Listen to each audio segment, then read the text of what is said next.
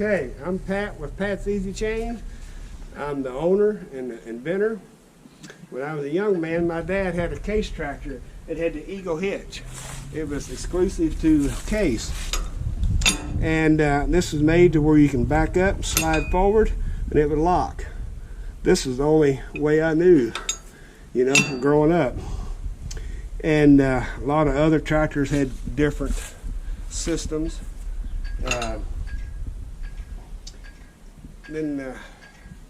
Before the 3-point hitch come out standard, then later I bought a Kubota, and I was used to this, and so I went and made a hitch of this, and to retrofit to mimic the Case Eagle hitch.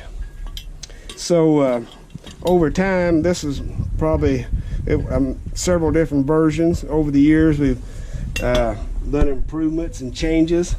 Today it looks like this. It's casted, and we also offer different collars today through Trick My Tractor.